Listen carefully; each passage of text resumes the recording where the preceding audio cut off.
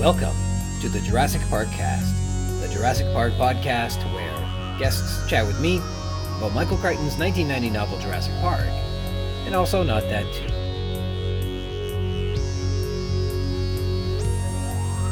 My name's Ryan Rogers, and I'm a big dumb Jurassic Park fan. Welcome to episode 15, Airport, recorded here after the terrific derecho over the Victoria Day weekend, which knocked down all kinds of trees, power lines, and things like that. We're all okay.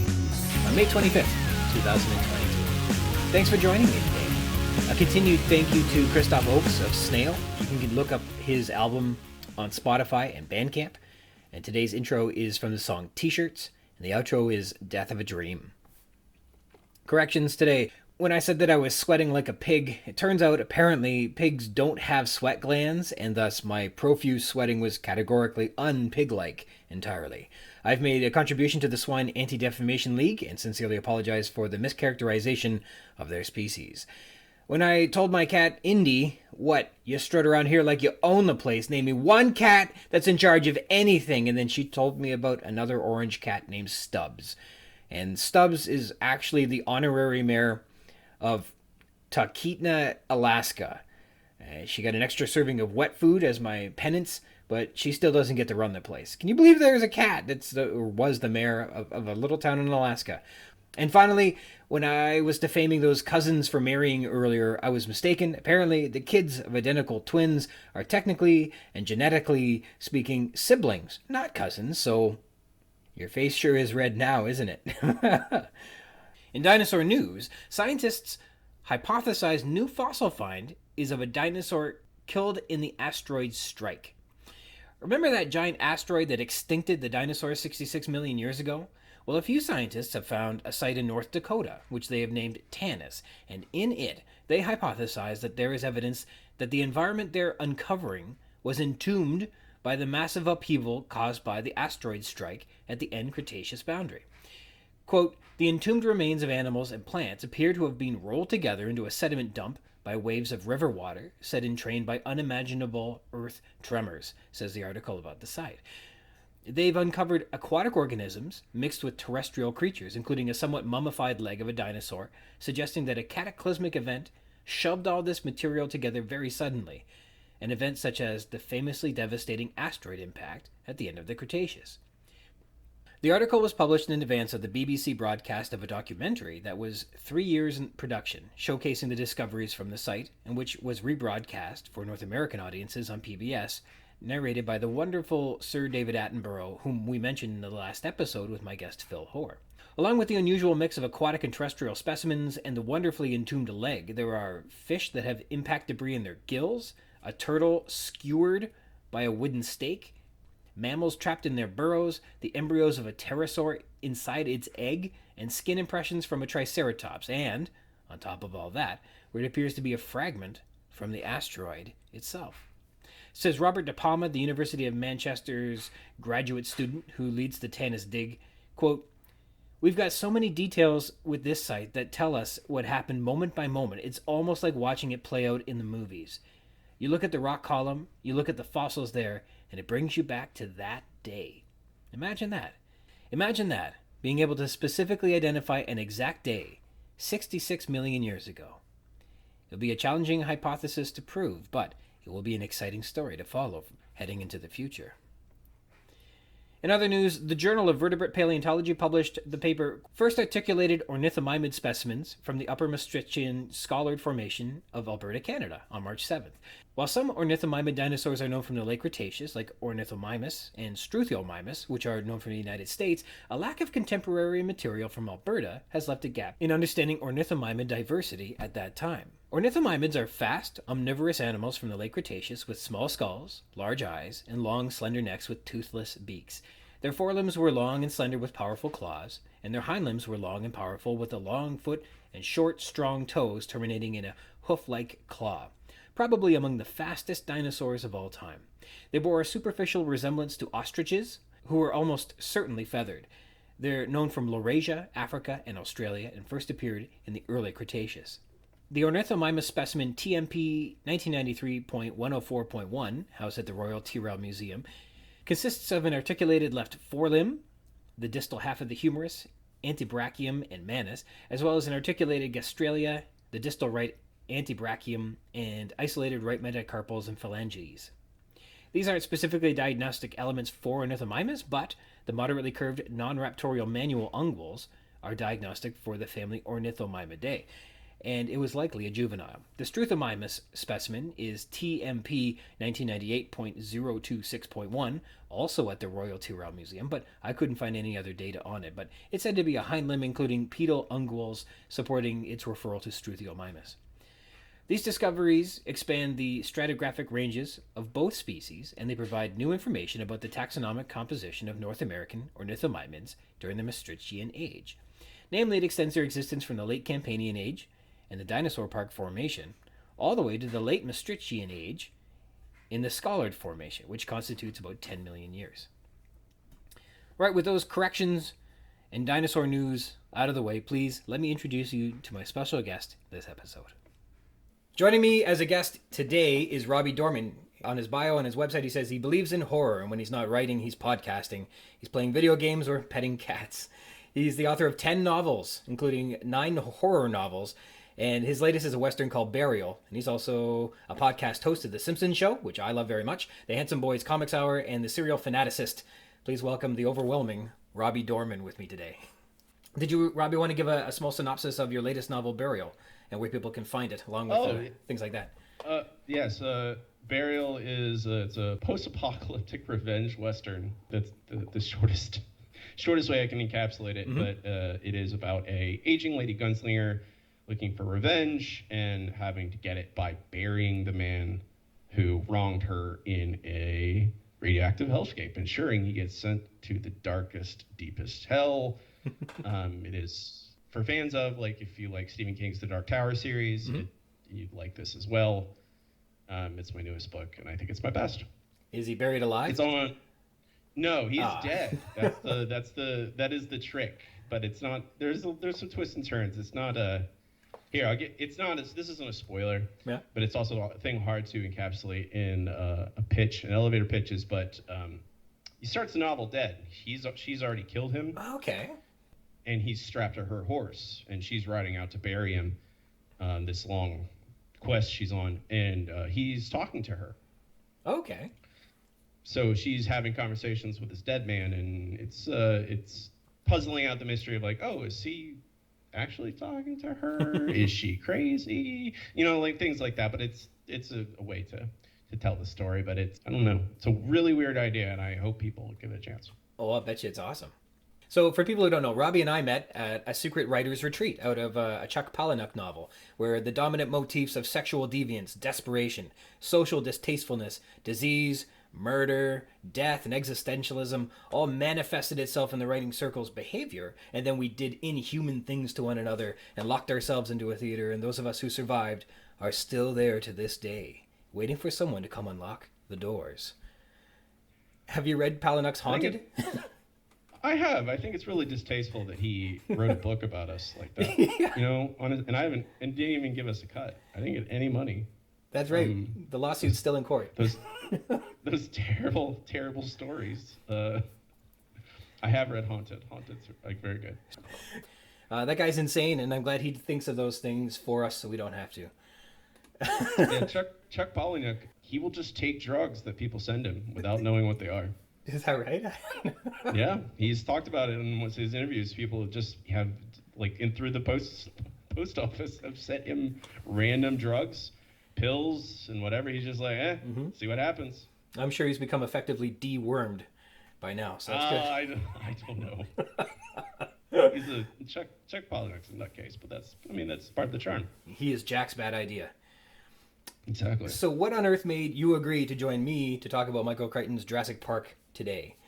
I mean, first of all, I like podcasts. I like appearing on podcasts. Okay, right on.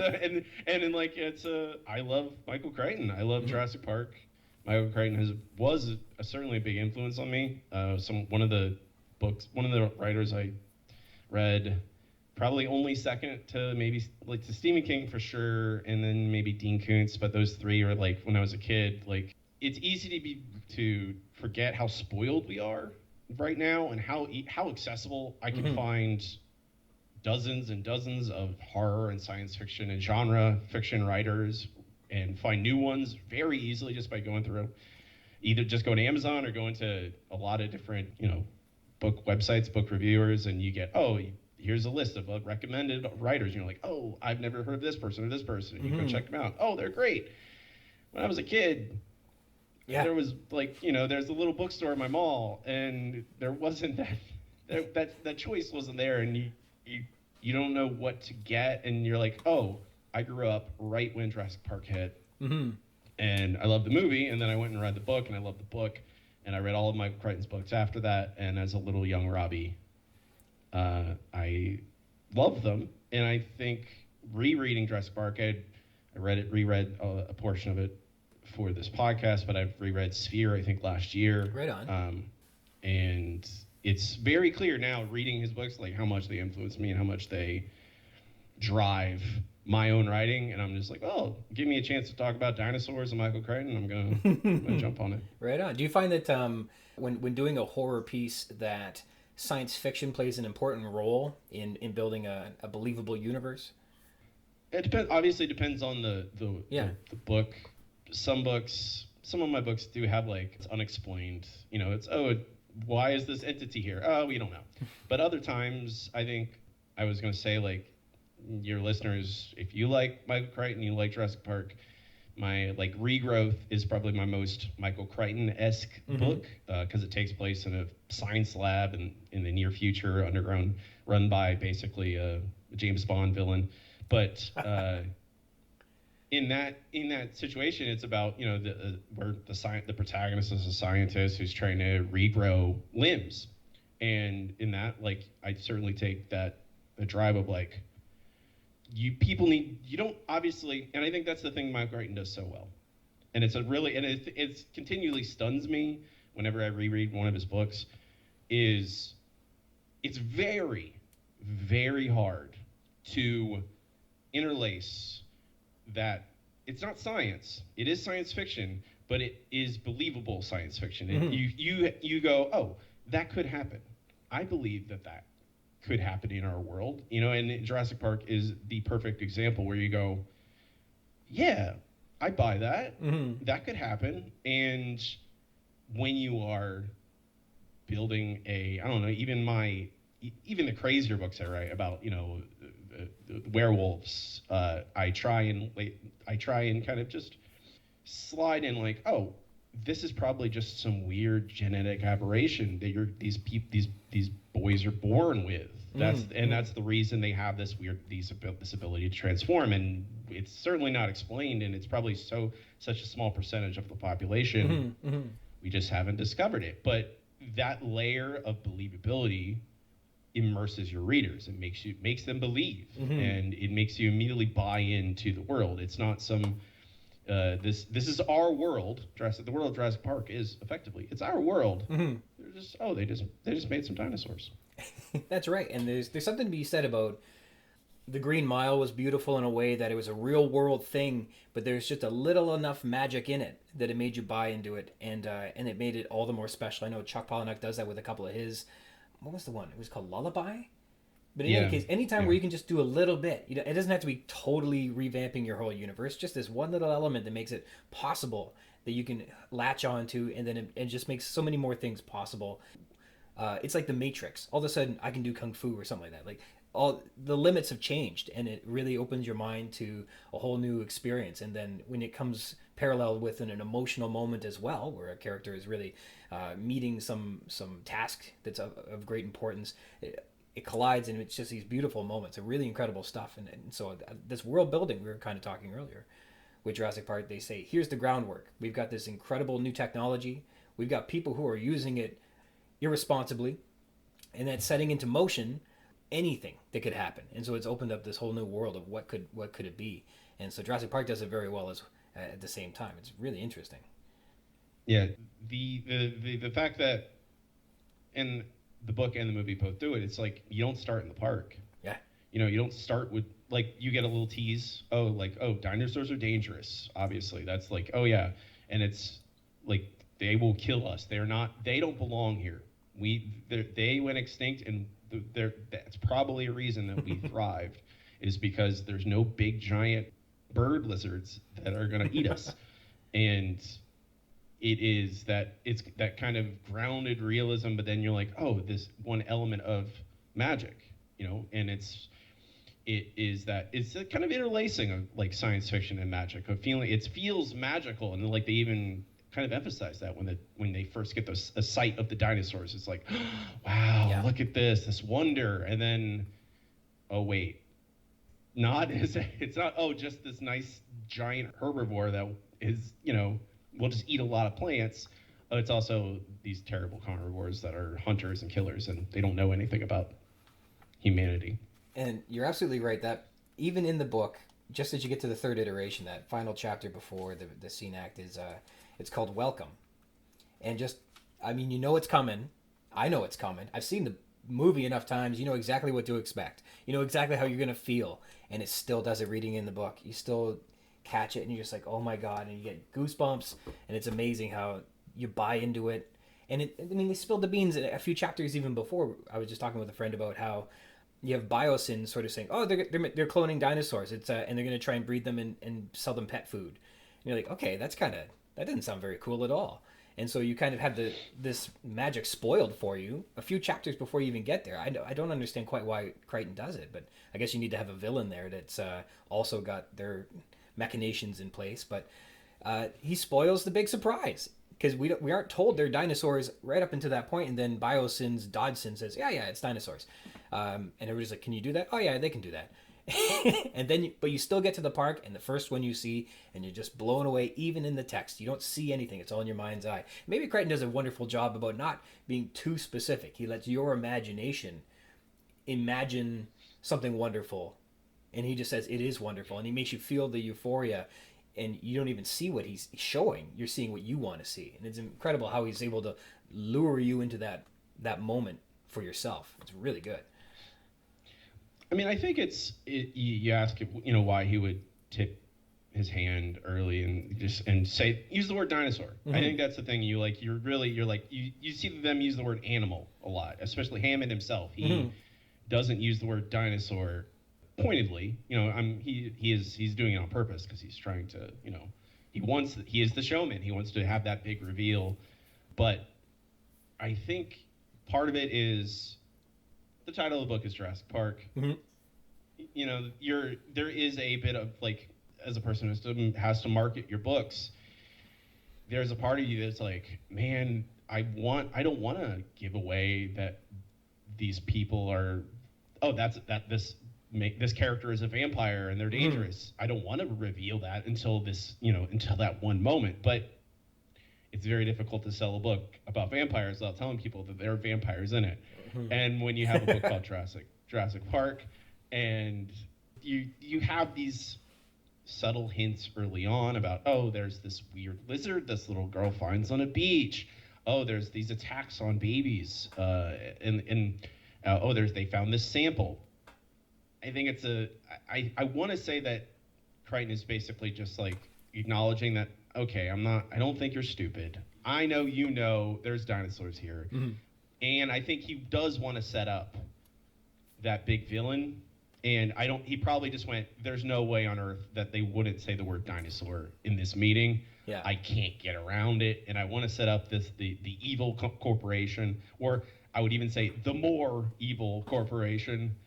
And I need to have a sense of realism, I guess. Mm-hmm. But also there's a sense of like, well, they're the bad guys. And we've seen the little tiny chicken dinosaurs, the compies. It's all we've seen so far.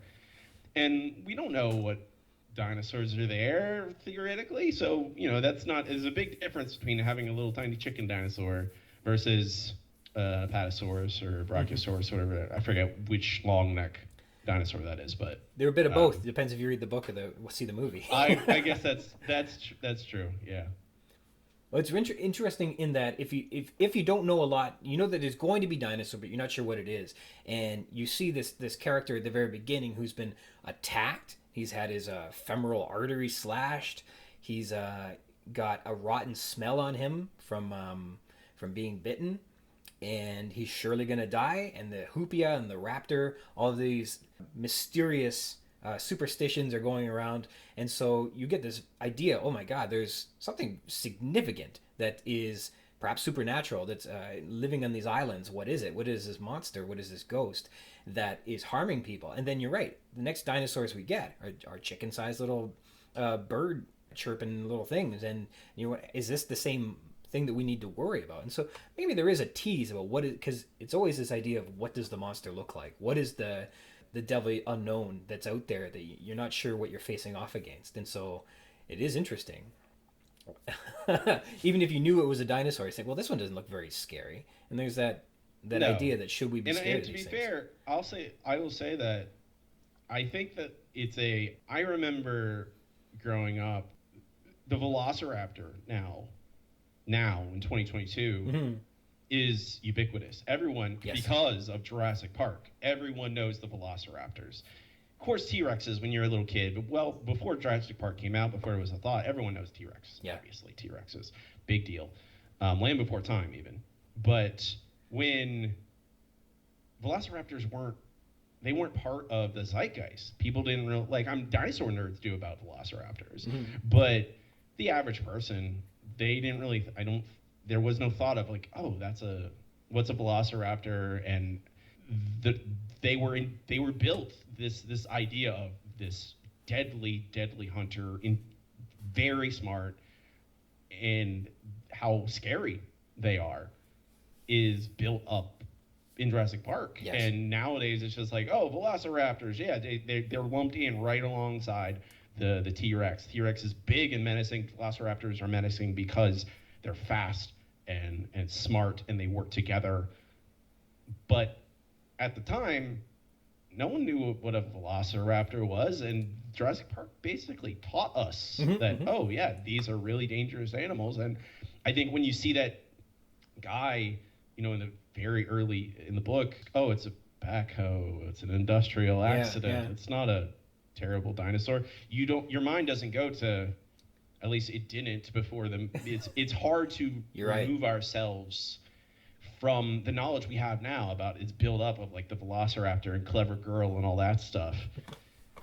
But at the time you're just like, oh, okay, a dinosaur hurt him, but wouldn't a T-Rex just eat him? You don't have that idea of, oh, it's a velociraptor and how they're built up as this very, honestly, the most dangerous animal in the book. You're absolutely right. It's almost impossible to reread something like Jurassic Park without being contaminated by the film and obviously having read it before. It's hard to see it with fresh eyes, hard to experience it with fresh emotions, not seeing it for the first time. But I can recall specifically, I did know of a velociraptor in advance. I had this wonderful book that a good friend of mine gave me, and it was in there, but I thought it was pronounced velociraptor or something like that. I didn't know. And so, I certainly didn't think that it was, it was just another one of the dinosaurs on this page of the book, and it wasn't one of the big ones. So it wasn't, it didn't hold as much cachet, certainly. Yeah. And so you're right. It transformed everybody's perception. It picked one animal and it went full bore ahead, and now everybody knows what it is. And I live just outside of Toronto, and we named the basketball team after the Raptors a year later or 2 years later, because that's how crazy it was. And it's not over an exaggeration. That's how crazy it was. The Raptor was amazing, and it captured everyone's imagination for so long, and changed the way everybody looked at it. And on a second note, when you're talking about not being able to see this through, virgin eyes, there's the scene that this chapter in particular is called Airport, and it's when Dodgson meets his inside man, whose identity is unknown. And so there's this secret. Who is he meeting? And I thought, well, I was going through it for the first time. I know it's Nedry, and you know it's Nedry, and anybody who's going to hear this podcast knows it's Nedry. But what if you didn't? And so why keep it a secret? And he's not described as a slob. He's not described as fat, which is what Nedry is described of consistently afterwards. You're not told anything about him other than he's arrogant and he's I forget what the other word was, but it was basically two things. And then the next chapter is called Malcolm. And the first thing Malcolm does when he gets on the plane is he exudes confidence and he exudes arrogance and he hits on Sattler right away and he tells everybody who what he knows. And so I think that they have to look a little bit more closely, but really follow along. How did Crichton perhaps mislead who the inside man was, and were we supposed to read it as it was Malcolm? And surely we were. And but it's hard to see it with fresh eyes again. It just is. But I can't wait to see how he does that, and then what the twist looks like when finally the reveal that it is Nedry, how that reveals itself. Because I don't recall now, but it must be there. But it's lost because the moviegoer would know before they read the book, and it's hard to see it again. It's always hard to revisit those mysteries the first time, and especially when it's the movie has it's like I do my best to keep them separate, to keep my idea of Dr. Grant in the movie and Dr. Grant in the book separate, Malcolm in the book, and all of them, honestly. The casting is so good that it's very difficult to remove them from each other, but they are. And also Crichton worked on the screenplay, so there's still bleed through there, but it's that mystery of, oh well, yeah, there is red herrings thrown in, and he says Dodson meets with the man, and he says the man doesn't describe him, and it's like, okay, I know you're trying to trick me, you're trying to fool me, Michael Crichton, you're trying to throw me off the scent. Who is this man that is gonna try and sabotage everything? And it doesn't change anything for me now because I know who it is. But that is those kind of these layers of motivation, and layers of politics of all these characters. They all have different wants and needs and motivation, and some of them, you know what they are very openly and plainly on the page, but others you're just like, what do they want? Malcolm, you mentioned Malcolm is like, well, he is a mathematician, he is a rock star, but he also is literally one of the first things he says is, this is gonna fail. This is gonna be a mess. And he's very confident, and he's like, I'm confident in my math, and I'm confident that this park is gonna fail. And you don't know what's his angle. Why is he here? He's almost there for the joy that will, the satisfaction it will bring him to say, this is gonna blow up in your face, and just to say it right to Hammond's face, because he already says it's not gonna work. His paper that he submitted said it's not going to work. He doesn't need to go. He's not going to sign off on it. And under no circumstances he can go, oh no, I guess it is safe. Ever. That's not what he's going to do. So I don't know why he's there other than for his own amusement. And that is not in seeing dinosaurs. That is in saying to Hammond and to whomever else is there, you're not listening to me. You're all wrong. And he just wants to show that he is right. And he is. And I think it's sad at the end. Like, he shouldn't die at the end when he has a really hard time. He's going into a stupor. Die at the end. They mentioned that they weren't allowed to go to his funeral, is the way they put it. But you're right, Crichton was able to resurrect him.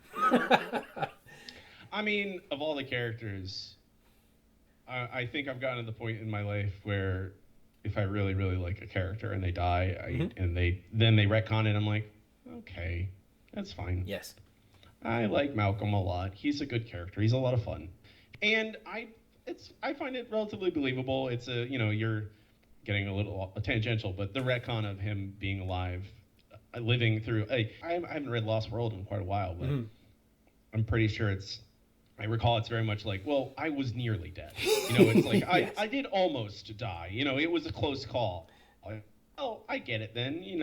And with all even early on, we see these companies very clearly manipulate the truth. Like we found, you found a living dinosaur? Oh, well, let me take it. Let me take control of that. Let me help you with that. Yeah. Let me verify. Yeah, let me help by taking that away from scientists and museums so they won't discover that we've accidentally let dinosaurs out into the world. It's interesting. So when that frozen specimen gets mailed to the DT Center for Tropical Diseases, whatever it was, in New York, at Columbia University. Alice Levin says, "Can I take this down to the museum?" And the guy's like, "No, I would be embarrassed. No, forget it. That's stupid. Don't do that. This isn't going anywhere." I looked it up, and Columbia University and the museum are literally a 10-minute bike ride apart. So she could have like literally easily just said, yo, I'm just going to swing over here. But she doesn't. She faxes a guy out in Montana in the Badlands in the middle of the summer. She doesn't go 10 minutes down the street on her bike in the city. Somehow she manages to phone a guy. What was he? Utah University? I forget what university he was affiliated with. Grant was affiliated with. But it's just curious. I think it was Utah. I think you're right. I'm not sure though. And I think there is this early on in the novel, you see these series of like slight misses of like, oh, if she had taken the sample here, if they had taken this idea a little bit seriously, maybe the whole story would change. And I feel like that is I don't know, it is a trope that you see a lot in stories where it's just like, oh, it's so close. If a few things went differently, none of this would have happened. And I think also I do think that there is elements there of Crichton, and he does this consistently in his novels about coming back to the fact that all these scientists, yes, they're smart, yes, they're educated, but they are still people. They are still human, and they still make assumptions because they're human and they can't help it. And they may know their field really well, but also with the fact that they're so educated, sometimes that education and that assumption that they're so knowledgeable gives them blind spots. Blinders. And blinders, yeah. And him cluing us in on that stuff is, I think, a little bit of a foreshadowing of, well, it's the same, like all these people who were working on Jurassic Park, I think they're so smart. Yeah. I think no, we've looked ahead. We've seen all the possible problems. There's no way, nothing can possibly go wrong. There's two things I got to say about that. One, we'll get to Arnold, because I think that, and you can tell me if you do this in your books, Arnold is a worrywart, and what he is able to do when he worries about things is raise the stakes of things that aren't going to happen. So it raises the tension because he can say, well, what about this, this, this, and this? And you go, oh my God, what about that stuff? None of it's going to happen, but you can worry about it. And I think having a worrywart as a character adds tension, and that's useful when you're building tension as an author. And so I'd be interested in knowing about that. But the second part, when you talk about how there's this, it's almost like in a perfect world where like the trail that the clues go to and how they wind up where they are, there's like you hear about the janitor that like throws everything out, but almost doesn't throw out the wrong thing, and he pulls it from the wastebasket. And all these like little things that just happen just right so that you do get the story you get. And I wonder if, when Malcolm is describing what chaos theory, one of the major elements is that there's initial conditions are that it can go almost in any direction. From here, the next step is unpredictable, and so you don't even know what path you might start on any given day, let alone your grand scheme for this whole thing, that it's not going to deviate almost immediately. And you get this journey that I wonder if the entire book is meant to be read with a chaotic lens or not. And so part of me says, well, Crichton would put like a clue as to whether you should do that or not somewhere in the book. They would say, what's the motif? Or like in a show, there'd be like a little jingle or something in the song that make you think, I should think of this right now. And the only thing I can come up with is he literally has, and what I can only imagine is a quote from Malcolm's report on Jurassic Park. I think that those iterations, there's about 7 or 8 of them that are each kind of like act breaks. Each of them, they're scattered all through the book. And they must be a way of saying chaos is through the whole book. It's not just about the park, although the whole book is basically just about the park. But so I don't know how exactly to tease that out and say this is exactly what Crichton did with that. But it begs that you should look at it that way in some respects. And in the first half of this book, how the mystery gets given to you, they all would have wound up at the island anyhow. But the reader wouldn't have got this interesting story about the animals. Or these are the pressures that are being built up that are causing Hammond to have the consultants come and inspect the island. It's just this really interesting combination that I don't know quite how to read, if it's meant to be intentional or not. But it seems to be. I absolutely read it as intentional. Yeah. I think that the fact that relatively early on in the book we get a really good explanation of chaos theory, which is a thing I think I've said it already, but when any author gets so popular, it's you get haters basically out of the woodwork. And doing that stuff, as a person who's had to try and do it, it's very, very, very hard to simplify these really complex scientific ideas and explain them to what is a genre fiction reader. You know, I'm not reading a science journal. I am reading a science fiction novel, an adventure novel, even. And you know, your average reader, are they going to want to read about chaos theory? Like, I don't know, but he makes it so accessible, uses Malcolm as this perfect mouthpiece of this like confident, braggadocious rock star. And he's like, oh no, and he simplifies it down. And when you get that explanation of, oh, it's you know, it's something that appears simple on the surface, but actually there are so many minute factors that you don't see, you don't weigh in. And that is what chaos theory does. It takes those things into account. He uses the analogy of the pool table of like, oh yeah, you hit a billiard ball. It's physics. I apply this much force, this much spin, this much rotation on a cue, and it hits another ball, and then we can measure that out. It'll work out 100% at the same time every time. And he's like, no, actually, those balls are not going to be the same balls all the time. That pool table, the surface of the table has minute imperfections that are different from every single other pool table. They're not going to bear out the same because we don't take those things into account.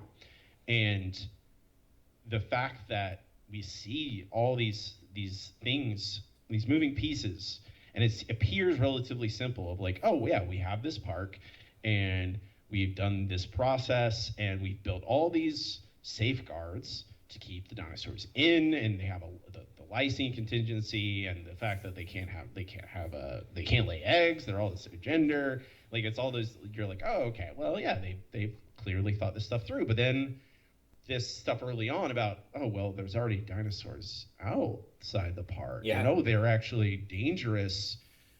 Why are they dangerous? Why, like, and you have these, it's nothing big. It's not like, oh, a T-Rex is walking down Main Street, but it is like, oh, it's those little things around the edges.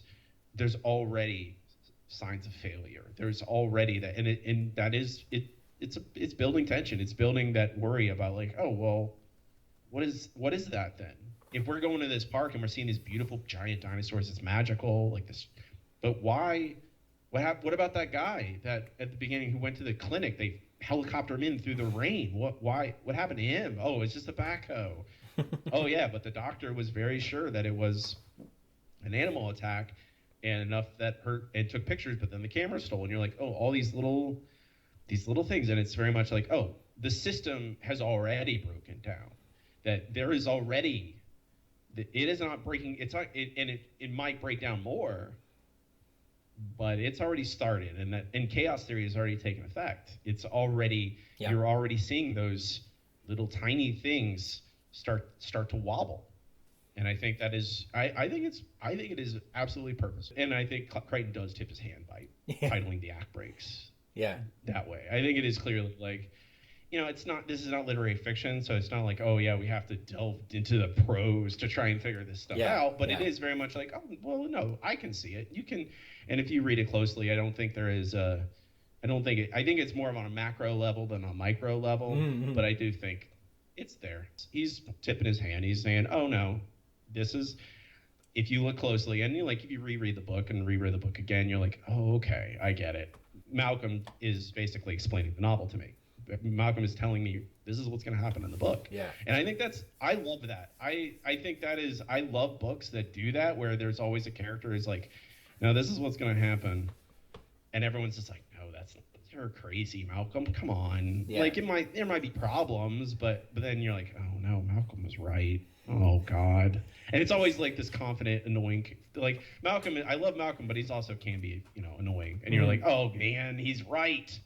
The guy who thinks he's right is right. Okay. If he wasn't so confident that he was right, it would be less.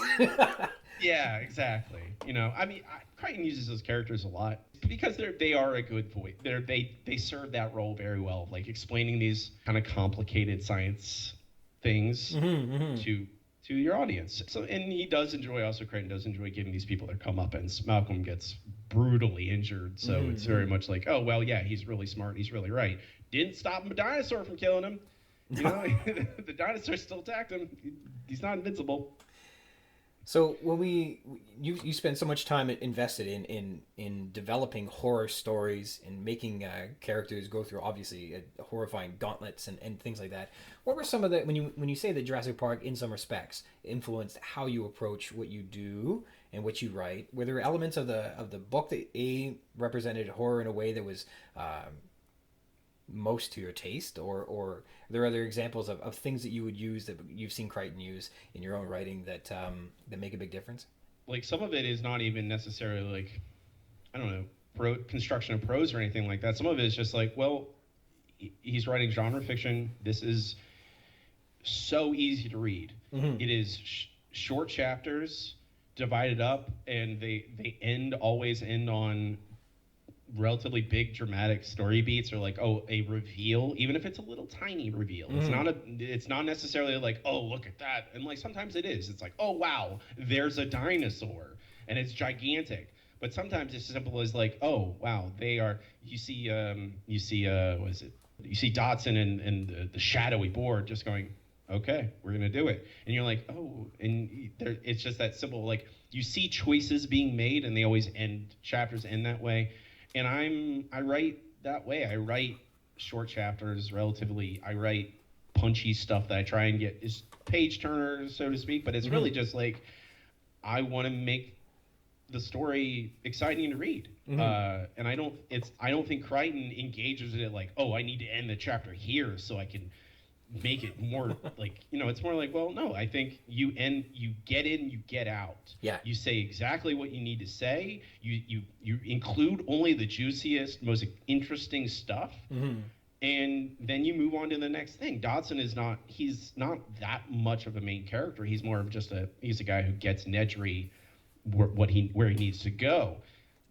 Crichton is fine spending more time. We spend a good chunk of time at the dig site with Dr. Grant and Sattler, and you see them drinking beers. Like it's like, oh, these guys, they're roughnecks. They are not academia. Yeah. And even Dr. Grant, they go into how Dr. Grant is. He doesn't like those kinds of people. He is like, no, this is real science. It's getting your hands dirty. It's digging in the dirt. And I think that is the thing that I think I can recognize the most in my own books. It's just like, oh, well, Crichton knows when to spend his time, the words. We get to the dinosaurs. Let's talk about those dinosaurs. We get some paragraphs of like describing the beauty of this dinosaur later on, the dangers and the threats and how deadly they are. But it's very much like, you get enough detail about these people to go, oh, I know them now. I know Dr. Grant. He's like, oh, he doesn't like technology. He doesn't like academia. He's drinking beer on the job. Yeah. I know him now. Boots and a Hawaiian shirt in the classroom, or jeans and a Hawaiian shirt in the classroom when he's teaching. Yeah, exactly. Unshaved. Exactly. You know him. You get enough detail to go, oh, I know him, and you learn more about him as you go through the novel. But we don't get 10 pages about Dr. Grant's history and all that stuff. It's just like, no, he's working. He's a working man, honestly. That's the and you nailed it. There's two differences. There's a big difference between the film's Alan Grant and the book's Alan Grant, and I had trouble reconciling what it was, but I thought long and hard, because I had Grant in the novel a little too much the Grant from the movie, in that I felt that Grant in the film was old school, and he didn't like the newfangled stuff, and that the new stuff bothered him a lot, and that's true. But the Grant in the book isn't old school, he's blue collar, which is different. It's not that he wouldn't use new tech, it's that he likes the hard work. He doesn't like the analysis and the computer analysis that comes later. He didn't like having a numbers, crunch to give him an answer. He wants to find the answer himself. He likes the hard work. He doesn't like the soft work that comes with like getting capital to do your funding and stuff like that, the teacup dinosaur hunters. And that's different from old school versus new school. You can have The Great Gatsby showed us, you can be old school and have plenty of old, what was it, old money? Like, old school doesn't mean that you're not the money guy or have soft skills or the aristocratic skills set. So I had them mischaracterized, but I think the one in the film is old school where versus new school, and then the book is definitely blue collar versus white collar. And I think that Hammond obviously is the white collar level, and it's interesting like that. Yeah, and I think the one thing that keep me off, and I'd forgotten entirely before I reread, was it really stood out to me. He described Dr. Grant as barrel-chested. Mm-hmm. And, you know, Sam Neill is amazing, but he is not barrel-chested. He is, you know, that, and I think it immediately made me think of like pulp heroes. It made me think of like Tarzan or explorer types, pulp adventure heroes. Yeah. And I feel like that is where we're getting that is the difference with the Grant in the book versus the Grant in the movie, where Grant in the movie is that, you know, doesn't like technology and he's a little cynical and a little bit of a smartass, but he is our perspective character, but he's not an adventurer. You know, he's not a Tarzan. He's not like some muscle bound guy who can. But I feel like when you say he's barrel chested, I'm like, oh, wait a minute, that's not. You don't describe a scientist as barrel chested, not usually. I'm like, that's okay. That's interesting. I like it, and I think that's it, when you have a lot of scientists in your book, you have to delineate. You have to separate who's this from that. And you have Malcolm who's like, oh no, he is the more. It is not. And like, I do appreciate the fact they don't have the nerdy scientist. There is no Professor Freak in this. There is no. Yeah. There is. You have Sadler. She's described. She's like the sexy young woman who's actually a brilliant scientist. And then you have her counter.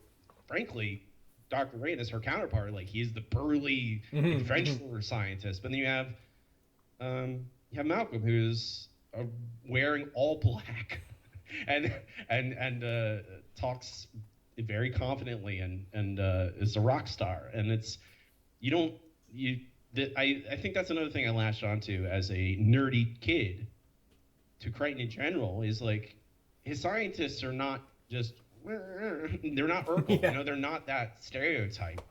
They are individual, and they all have like, oh yeah, yes, they are scientists. Yes, they're very educated. Yes, they're very knowledgeable about in their field, but also they're not just like a dude with a pocket protector, right? You know, and I think that it was my first exposure to like, oh no, scientists can be cool. Yeah. Scientists can be awesome. Like they can be cool people because, and it's not in contrast to their knowledge, it's because they're so smart and because they act on that intelligence. Oh, that's why they're cool. These are cool people. I like these people. And you're right. Grant is an interesting character in that he's so cerebral that he is often outthinking the dinosaurs to save his life, as opposed to just outrunning the dinosaurs. In the film, he's got the flare and he's got it tricked to go away, and he was able to, and when he's saying they can't see me if I don't move, sit still, and you'd have to imagine every fiber of your being saying no, run. But he's doing everything against it to say I can outthink them, and so that's really clever. I love that part of his character, that it is his expertise that gets him through it. And it's not beat over your head that's why. Just he's so clever. It's show not tell. It's that old adage. It's like we don't get told that Grant is clever and that he can think his way through problems. He does that, and we go, oh, he's smart, he's clever, he knows what he's doing. And there isn't some character after you goes, oh, he's so clever. To really knock you over the head with it. Crichton is great with that. I love, he does a couple things. One, I think when Timmy falls out of the tree in the car, he has obviously occurred a concussion. And it gives you all of the symptoms of a concussion. He throws up, he's dizzy, he can't figure out where he is, he wants to sleep. But he doesn't say he has a concussion. And I like that. Show, don't tell. Two, and Crichton does this in a lot of his works, maybe lots of authors do as well. Instead of just having somebody say something, he'll give you a document. So you get the top sheet from the plans and you read the document and you get to skim it yourself. And then the characters talk about it a little bit, but you get to digest that yourself. I know that he had a book called Next, which is about like genetic engineering and how people were misusing it. It could be the whole story on biosyn later. But they give you like web pages and Google searches, and they give you all kinds of newspaper clippings. All these artifacts that show you something so you can see it for yourself rather than just have somebody provide exposition at some point. And Crichton demonstrably does that well. And I like that he uses metatextual documentation to insert into his stories that help tell it a little bit. And I've been inspired before to try and tell a story just through newspaper clippings or something like that. But obviously you can't do it just that. But it's very clever. I mean, I don't know if you're familiar. There's a relatively well-known horror novel called House of Leaves. I don't know if you've ever read that, but it's all that. It is sort of. It is about it is, but it's a puzzle. The book itself is a puzzle. Mm-hmm. Where you're flipping, you don't read it really in order because you're constantly referencing different pages, and it's like it tells the story of a haunted house effectively, but you're reading documents like that. I know Stephen King did that a lot with, like, I remember Carrie in particular. There's newspaper articles about what happened to this town, what happened to this prom, and like about Carrie, about this. They couldn't explain what happened in retrospect to the town, but I feel like there is a very fine line with using that stuff, with using that metatextual in like documents, using archival documents to tell the story. And I think you can't do too much of it, at least in a book like this. You can't, because your readers will go like, I'm not going to read. You lose the plot. I'm not going to read 3 pages of a newspaper. Yeah. But Crichton understands, and I think the best writers who do use this stuff, they understand, like, oh, if you give the reader the hook as to why this document is important, what's in it, why does it matter, they'll crave it. You'll be like, oh yes, I love to see it because it makes the world feel realer, and the document in it does feel like it puts you in the shoes of that investigator of like, oh, I am uncovering these mysteries about why this person did that, or the hidden connection between these two characters, et cetera, et cetera. And it's all about setting that hook. And Crichton is a master at it. He's one of the best. We are like... Imagining how time flies here. This is incredible. We're just about out of it. I wanted to talk to you more about pacing, because there's incredible things that Crichton does to tease you about what he's going to get to later. The frog DNA explanation doesn't come to like the 400th page of the book. I wanted to go over the scariest moments, the best dinosaur attacks. I wanted to talk more about Jurassic Park 3 with you, because I know that you had that on your list. Would you want to come back and do this again at some point? Oh, sure. Yeah, that's no problem. All right. Well, tell everyone where they can find your website, all your cool stuff before you go anywhere. On social media, mostly on Twitter. It's at Robbie Dorman. That's my name. My website is also my name, robbiedorman.com. Has links to everything I do on my podcast, all my books. Burial is my newest. I talked about that at the beginning. If you are a big Crichton fan, I assume if you're listening to this podcast, you are. Regrowth is probably my most Crichton-esque novel, but also underneath, also a lot of science fiction in that as well. Those are my 2 most science fiction-y novels. The Simpsons show, that's my most popular thing. Podcast. If you want to go listen to me yell about the 450th or whatever episode of The Simpsons we're on about now. That's it. That's incredible. And I can vouch for that Simpsons podcast. That's excellent. I had a lot of fun with that. We liked the quiz back in the early days. We could get the questions a little bit easier back then. My wife and I in the car. Now the quiz has gotten a little too... I mean, when you do it so long, you just run out of questions, and you're just like, well, this is a very and Matt still knows it half the time, and I don't. The golden years are so familiar with us, and so the questions in the golden year era were like, oh yeah, we got this, slam dunk. We're all the lines, all the quotes, we were just dying in the car. When you get past the 15th, 16th season, it's like, yeah, I'm not as familiar with these. They're not as perfect as they used to be. I mean, honestly. You don't need to. You don't need to do, like, no one needs to watch Bonfire of the Manatees. You don't need that. No one need.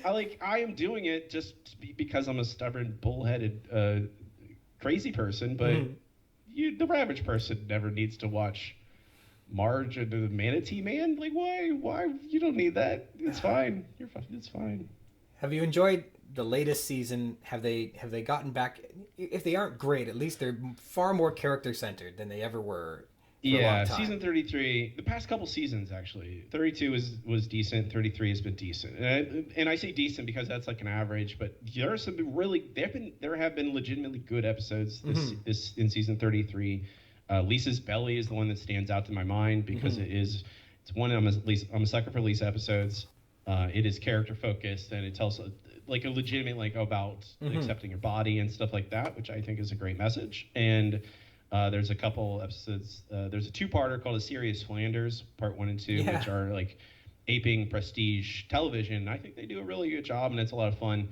Not all of them are winners, but none of them are as bad. Like the bad episodes of season 33 are just like, oh, okay, it's fine. It's kind of boring. Yeah. But they're not season 18.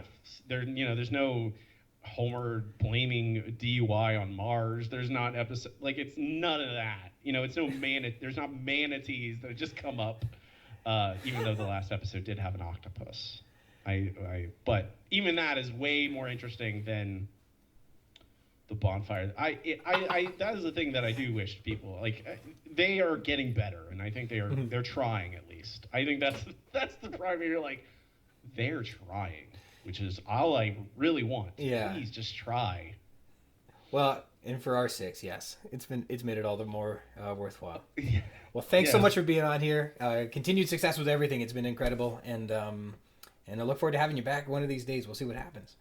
We'll get to the second half of the book. It'll be awesome. Thank you for having me. Really appreciate it. Great. All right, Robbie Dorman, everybody. An incredible thank you to my great guest, Robbie Dorman. Be sure to check out his website and see if there's any of those books that you'd be interested in. I bet you will be. This week's text is Airport, spanning from pages 69 to 71. In a synopsis, Dr. Lewis Dodson meets his mysterious inside man, going over the details of the plan, showing that there are more nefarious deeds afoot with this weekend on Hammond's private island during the safety inspection. Plot points. Dr. Lou Dodson from Biosyn meets with his inside man at the airport going over their plan to steal 15 frozen embryos from InGen, which are to be transported by an innocuous Gillette foamy shaving cream canister. This man is being paid $750,000 to perform the theft, as well as $50,000 additional dollars for each viable embryo. They outline their plan succinctly. Characters, we have Dr. Lewis Dodson. He, quote, looks around quickly because he's a little nervous, perhaps frantic, or in fact, late. Dodson is wearing a straw hat, like a disguise. He's angry and frustrated with his guy. He's invested 6 months into cultivating his mark. He's especially skilled at industrial espionage in the biotech world. In 1987, he lured a geneticist from Cetus to Biosyn, who put a drop of 5 strains of engineered bacteria on her fingernails and walked out of the building. He's carrying a briefcase of $750,000, which he hands over, as well as Gillette foamy shaving cream. Dodson's man. This guy is already waiting for Dodson at the counter, and he laughs at Dodson, who appears to be concealing his identity with a makeshift costume. Realizing his importance to Dodson, he's become more obnoxious and arrogant over the past 6 months. He's a rare bird, exactly what Dodson is looking for, an InGen employee with access to the embryos, who is willing to steal them, and who could defeat the security system. The, quote, susceptible InGen employee was found, quote, earlier in the year, as we're told on page 70, and Dodson has helped him in, quote, small ways. We don't find out until much later, but this is Dennis Nedry, and he is in fact recording Dodson saying incriminating things to blackmail him, in case he doesn't want to pay the rest of the money he is owed. Which is why he keeps saying Dodson over and over. It's for this recording. He specifically says all the incriminating stuff out loud as much as he can. Hell, no, Dr. Dodson, I want to see the damn money, he says, followed by, that's fine, Dr. Dodson, and then spells out the plan. I remember 15 species, frozen embryos, and how am I going to transport them? The whole plan is recorded for his reassurance, should he need it, when recouping the additional $50,000 per embryo after the transaction. So here's a neat detail. This guy has to catch his flight, which leaves in 10 minutes, and that 10-minute window was closing as he speaks with Dodson. And during this meeting, he's handed a briefcase filled with $750,000 in cash. And then we're to understand logically that he hops on the plane to San Jose. He's taken this briefcase with him. Perhaps he's rented a locker in San Jose and stashed this briefcase there, or he may even have kept the briefcase with him as he travels on to Isla Nublar.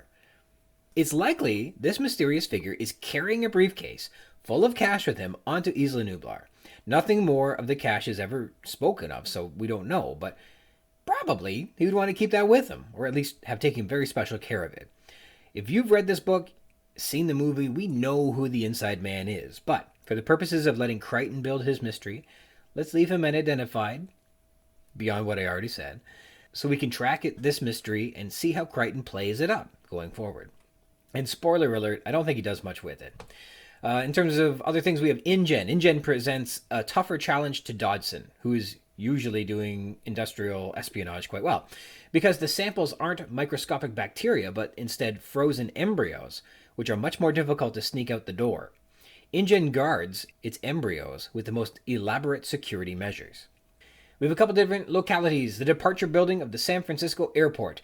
They're more specifically at a coffee shop at the departure building in the San Francisco airport. And note, if the Biosyn meeting was at its head office in Cupertino, California, and this meeting is in San Francisco, that means that Dodson traveled about 40 miles to meet his man, which is no biggie, in case you were wondering. East and the North Dock. Finally, we get some valuable information of the layout of Isla Nublar. There are two docks, a North Dock and an East Dock.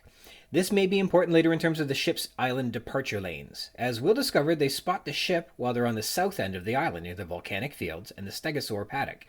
But the boats would never travel near the south end. There are no docks there. They'd go due east back to Costa Rica. There's no need to traverse the southern or western shores of Isla Nublar at all. So let's see if we can make some sense of that when we get there, but that's an interesting question that comes to my mind anyhow. Allusions and references. We have the Gillette Foamy Shaving Cream. I'm not entirely sure why a specific brand name was used, but it's certainly a recognizable brand. Gillette, the best a man can get. This can was assembled by Dodson's technical team, who've been working on it, quote, around the clock for the last 2 days. Presumably, this would be after Dodson's emergency meeting with the board of directors in the chapter Cowan, Swain, and Ross. Carlos and Charlie's in Silicon Valley. Apparently, this is a chain of Mexican casual dining restaurants located in Mexican and Caribbean tourist destinations. Perhaps like a Mexican Dave & Buster's? This is a real franchise, and I suppose if one were familiar with this type of restaurant, they get an immediate sense of ambiance just by that reference. It's a fail for me. I don't know who Carlos and Charlie are, but I'm not an international traveler in 1980 either, so that's okay. Cetus Corporation. Cetus Corp is a real company that the fictitious Dodson headhunts a scientist from and performs industrial espionage against. It's one of the first biotechnology companies established in 1971 in Berkeley, California, with its operations predominantly performed in the nearby Emeryville. Dodson would have performed this espionage sometime in the 1980s, likely. He's 25 years old in 1980, and we know that this is probably when he was at Johns Hopkins getting kicked out of there. So his working for Biosyn and doing dastardly things for them would have come after working at the hospital. This isn't relevant to the story, but Cetus Corp merged with Chiron Corporation in 1991, and they are presently part of Novartis, who developed to this day pharmaceutical drugs and a, quote, revolutionary DNA amplification technique, according to Wikipedia. Streptokinase or ice minus. These illusions are examples of microscopic bacterium that are too small to see with the naked eye, but contain the genes for a heart attack enzyme or could prevent frost damage to crops, respectively, and a single bit of it could be worth billions to the right buyer. Stylistic techniques. The M- returns some more. On page 69, nothing Dodson could do about that now, M-. Both men knew what the stakes were. And then there's another quote here on 70. It was the moment that Dodson had been waiting for, M-, because it meant his man would have access to the embryos. And again, these are examples of the M- being employed like a less formal version of a colon, used to emphasize the conclusion of a sentence. But on page 71, he uses it again as a case where it's just serving as an interruption to a sentence. You sure you know how to work the M-? So there we go. Another thing I have here is puff. In our discussion section, we've got Believe Me, I Know coming up again. Dodson's man halts Dodson's worrying by insisting, Believe me, I know, on page 71. Dodson is asking, so you're sure you know how to work that? And he's interrupted. And this is probably used to keep Dodson from saying anything more that might inform the reader on this mystery man's identity. Dodson was likely going to talk about computer systems or something, which might have tipped us off that this was a computer nerd. But by eliminating that, we can further suggest that it's perhaps Malcolm who is the culprit. In terms of the island layout, Dodson's inside man insists that Dodson's boat meet him at the east dock of the island on Friday night, on page 71, and specifically not the north dock, where the big supply boats arrive. The east dock is a small utility dock. You got that? So the north dock is where the supply ships reach Isla Nublar. However, it's at the volcanic southern end of the island where the A and B is spotted with the raptors on it, right? We'll find that later in the book. So I'll have to double check this part, but how do the kids see the raptors on the A and B that's departing from the big north dock while on the southern end of the island, possibly 8 miles away? I mean, I guess they have binoculars, but that's crazy, right? I think there's a line about like how kids have better vision than adults do, but like that's a little different. Timeline. The Gillette foamy shaving cream canister was assembled by Dodson's technical team, who've been working on it, quote, around the clock for the last 2 days. Presumably, this would be after Dodson's emergency meeting with the board of directors in the chapter Target of Opportunity. Once receiving approval, he then had his tech team work around the clock to get this thing ready before, quote, his inside man leaves for the island. This chapter comes with just 10 minutes before the inside man's flight from San Francisco to San Jose, Costa Rica, where he'll meet up with Hammond and the rest of the team before departing from San Jose to Isla Nublar. In this chapter, the man says he'll be delivering the Gillette foamy to the east dock on Friday night, on page 71. So that'll be tomorrow. That makes today, the day that they're traveling, Thursday. Thursday is when Sattler and Grant board Hammond's Gulfstream II in Chateau in Montana. And that's Thursday. The day before that is when we are invited over to the phone by Hammond to inspect the island. That's 24 hours before. So Dodson's technical team was set to work on making this canister before Grant and Sattler are invited for the inspection. We know that Hammond invited Gennaro and Malcolm before the other consultants. That's 48 hours ago. So somewhere around where Gennaro and Cowanswain and Ross are deciding to have a spontaneous inspection of the island is when Dodson also catches breath about this inspection and calls his emergency meeting of the board of directors, which means perhaps Dodson and Biosin have a mole at Cowanswain and Ross. Or perhaps he's bugging their phones, or, and which is most likely, he might have a private investigator just watching Gennaro or Hammond at all times. We find out in The Lost World that Dodson in fact employs private investigators to snoop around targets of opportunity. But again, I don't think you need to have read other books to understand what is in this book. That just seems unfair, especially when I don't believe Crichton at the time had any plans to write a sequel when he finished writing this. So I don't think there were any answers to be left out of this book for the purposes of having them answered in another book. In any case, the order that these chapters appear isn't chronological, and this would have been a choice so that Crichton isn't spoiling the surprise that InGen is cloning dinosaurs earlier in the novel than necessary. But it begs the question, if you were to reorder the chapters and put target of opportunity before plans at the very beginning of this act, how would that turn out? Would there be even more foreshadowing? Would hearing about the mysterious layout of Hammond's Island resort be more worrisome? It would certainly increase the dramatic irony in that we, the readers, would know something the characters do not, and perhaps provide even more tension knowing that they're walking into a very dangerous situation. I mean, in earlier episodes of this podcast, we were already deliberating on how to read these chapters because we, as readers, already know that this is a story about dinosaurs on an island, even though the first 60 pages are all about building this mystery about what's on Hammond's Island. At no point for readers is it a mystery, and then it's spelled out in target of opportunity before they even reach the island. Dodson spoils the big reveal and says they're going to make miniature dinosaurs and sell people specialized pet food, already making a mockery of the situation. I think there's an argument to be made for making Biosin a bigger player in the story. Presently, Dodson and Biosin get 2 chapters. That's Target of Opportunity and Airport. And that's barely 8 pages.